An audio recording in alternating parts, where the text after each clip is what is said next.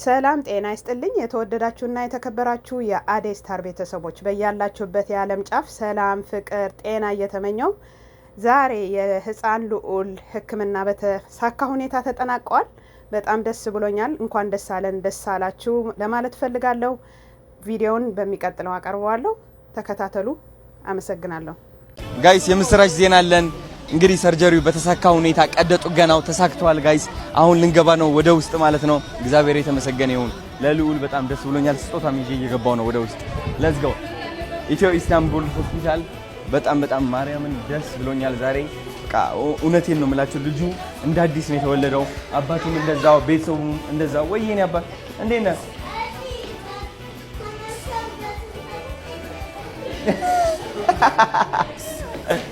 ወይኔ አለ እንዴት ናችሁ? አንዴ እሺ እናት አንዴ ቪዲዮ እየቀረጽኩ ነው። ሃይ ቆይ በወይና ክንኸድ አንዴ ሃይ እናት እንዴት ነሽ? ወደ አቶ ብርሃኑ ኦፊስ ወስኛለሽ።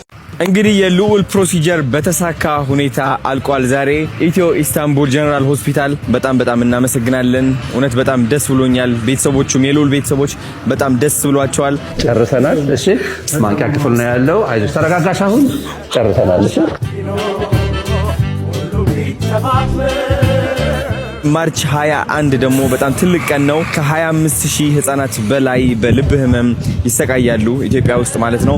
ሳስበው ያበኛል፣ ግን ከስቃይ የምትገላገልበት ቀን ስለሆነ ደስ ብሎኛል። ያን ጭንቀት እኔ ተገላግዬ ራስ ካየሁት እኔ እንጃሪ የተሰበረው ልቤ ተቆሰለው አጥንቴ ድኖልኛል። እንባዬን አብሳችሁልኛል። ውድድና ማለጋት እንደዚህ አድርጌ አረጋታለሁ። በጣም ነው የምወዳት ልጅ።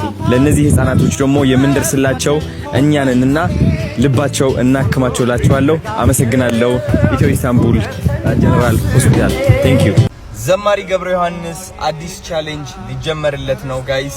መኪና ከነሹፌሩ አዲስ ቻሌንጅ ሊጀመር ነው። ዝግጁ ናችሁ? እስከማሳውቃችሁ ጠብቁና ከዛ ቻሌንጁን እንጀምረዋለን። ወዳችኋለሁ። ሚያ ታርጂ ሰከነበይ ላፍታ ባዶ እንዳታረግኝ የሞላልኝ ለታ የምን እህህ ነው አይን ወገቤን ማለት ወዴት ገሸሽ ሲቃረበን ስኬት የምን ፍንታፍንቶ ምንድነው ፍሪዳ መጥገብን ማውቀው ስትወጪ ከጓዳ አጠኮ እያወቅሽ ዘመድ ብባል አንቺ ወዳጅ ዋሴ አንቺ ባልጎላሁኝ ሰዓት ባላመኑኝ ሰዓት ውጥኔን የመረቅሽ ምንም ሳትሰለቺ ተንጂ አደዬ ታውቂማለሽ ደግሞ ልክ እኔ እንደማውቀው ዓለም ስትገፋኝ ቶሎ ነው የምወድቀው የጎደለኝ ለታ ሀፍረት እንዳይበላኝ ባንቺ ነጠላ ነው ሁሉ የምደበቀው እየታገሺ የሞከርኩ ነው። አየህ አሁን ራሱ ካወራናቸው ከኔ ላይፍ ኤክስፒሪየንስ ብዙ ነገር ሞክሬያለሁ። ባህል ተወዛዋዥ ነበርኩኝ። አዎ እኔ እንደ እድሜ እኮ ቆስሎ እናንተ ምን አይነት የሆነ አንድ ወር ነው አንዱ ነው አይደል? አሁን ባህል ተወዛዋዥ 1-7 ዓመት ሰርቻለሁ። የት? ቢሾፍቱ ላይ ምሽት መዝናኛ ያው ክሊፕ መስራት እንደዚህ በከባባት በምናምን ነው። እና ስነካው አሁን ስፖርት ስለጀመርኩኝ ሰውነቴ ተሳስሯል እና እንዴ ሰጣኝ ሲክስ ፓክ አለልኝ እና ሰራ ነበር ያኔ። ከዛ አለፈ ታክሲ ረዳት፣ ሆቴል መስተንግዶ እያለ ከዛ ሁሉንም መሞከር አይደለ ህይወት ሙከራ ነች። ከዛ እነዛ ሙከራዎች ያሲንን አሁን ያለበት ቦታ አድርሰውታል። አልহামዱሊላህ ገብቷል። ግን እየሞከርኩኝ ነው። እነ ሴንስ ጉዳዩን ሳነሳው ወደ ሆነ ፍሬም ብቻ ከወሰድከው ጠባብ ነው። እኔ የሞከርኳቸው በጣም ብዙ ነገሮች አሉ። በጣም ጉዳዩ ጥልቅ ነው። አውዱ ጥልቅ ነው። ለምሳሌ ምስኪኖች ጎርሰው ለማደር እየሞከሩ ነው አይደለ? ብዙ ሰዎች ታመው ጤናቸውን ለመመለስ እየሞከሩ ነው።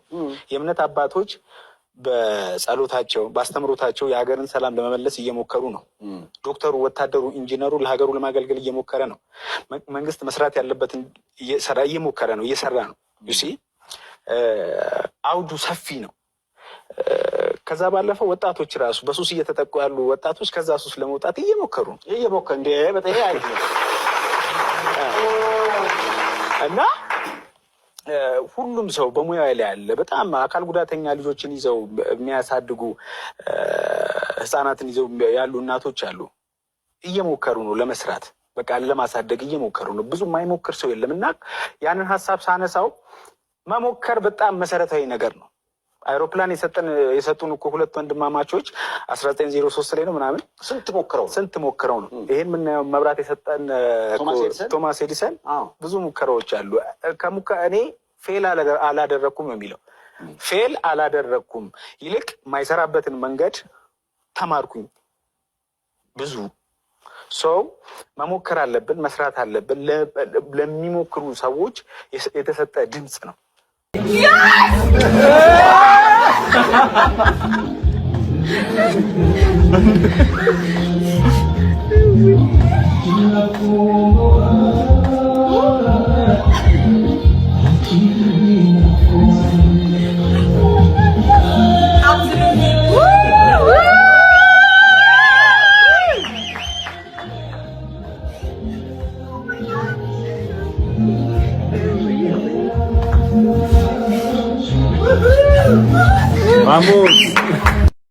በጣም ደስ ይላል። እንኳን ደስ አለሽ። የናቁሽ ሁሉ መናቃቸው አይቀርም። አንቺ ወደ በቀል አትግቢ። መበቀል ያንቺ አይደለም። መበቀል ከፈለገ እግዚአብሔር ራሱ ይበቀላቸዋል። እግዚአብሔር ደግሞ መበቀል አይወድም፣ ማስተማር ይወዳል። የናቁሽ ሁሉ በንቀት ይማራሉ፣ የጎዱሽ ሁሉ በጉዳት ይማራሉ። ይህ ደግሞ ምን ይባላል መሰለሽ? ካርማ ይባላል። የእግዚአብሔርን ሥራ መስራት አትችይም አንቺ። ስለዚህ ወደ በቀል እንዳትገቢ። ሪቬንጅ የሚለው ቃል ወደ አይምሮሽ መግባት የለበትም። ጠዋት ስትነሳ ተመስገን በል። ምክንያቱም ሞተህ ልታደር ትችል ነበር። ወይም ጠዋት ስትነሳ ከዛ በኋላ የአልጋ ቁራኛ ልትሆን ትችል ነበር። ከዛ ደግሞ እንበል ተነስተህ እንዲህ ስትንጠራ ተመስገን በል። አቤት መንጠራራት ደስ አይልም? ይህን የሰጠህን ተመስገን አትልም? ከዛ በረከቶችህን አንድ በአንድ ቁጥር ማለቂያ የለውም በረከታቸው። ብቸኛ የሆኑ ሰዎች በጣም ንጹህ ልብ ነው ያላቸው፣ በጣም ደግ ልብም ጭምር። ማንም ብቸኛ ሆኖ የተፈጠረ የለም። ሁሉም ብቸኛ የሆነበት የራሱ ምክንያት አለው። ብቸኛ ሰዎችን ጠጋ ብላችሁ ብትመለከቷቸው ብቻቸውን መሆንን ከመምረጣቸው በፊት በሕይወታቸው ውስጥ በጣም ከባድ ዋጋ ያስከፈላቸው ነገር አለ። ለብቻቸው መሆንን የመረጡት ያለ ምክንያት አይደለም። በጣም ደግና ቀና ልብን ያላቸው። ክፉና አስመሳይ ሰው ብቸኝነትን ሊመርጥ አይችልም። ከዛ ይልቅ በሰዎች መከበብንና አስመስሎ በሰዎች ሕይወት ዙሪያ ማንዣበብን እንጂ ብቸኝነትን መርጦ ጥጉን ይዞ ሊኖር አይችልም። ስለዚህ ብቸኛ የሆኑ ሰዎች ልባቸው ንጹህ ነው፣ እናም በጣም ጠንካራም ናቸው። ለብቻቸው መቆምን ስለለመዱ ሕይወታቸው ውስጥ ያሉ ከባድ ጊዜዎቻቸውን ብቻቸውን ስለሚጋፈጡና ለብቻቸው ስለሚያሸንፉ እጅግ በጣም ጠንካራ ናቸው። ብቸኝነትን የምትፈሩ ሰዎች ብቸኝነት ሊገላችሁ ሊያሳምማችሁ አይችልም። እንደውም ከምንም በላይ ጠንካራ አይነኬና አይሰበሬ ነው የሚያረጋችሁ። በሰው ላይ ተደግፎ የቆመ ሁሉ ልክ እንደ ሸምበቆ ተሰባሪ ነው። ብቻውን የቆመን ግን ማንም ሊሰብረው አይችልም። ሕይወትም ልታሳምመው አትችልም። እንዴት ለብቻው ተርፎ መቀጠልና መኖር እንዳለበት በደንብ ጠንቅቆ ስለሚማር ብቸኛ ሁኑ፣ ጠንካራም ትሆናል። ቪዲዮዎቹ ይሄን ይመሳስሉ ነበር። ላይክ አትርሱ፣ ኮመንት፣ ሳብስክራይብ አትርሱ። ቤተሰቦች አመሰግናለሁ። ክብር ይስጥልኝ። መልካም ቀን፣ መልካም ምሽት።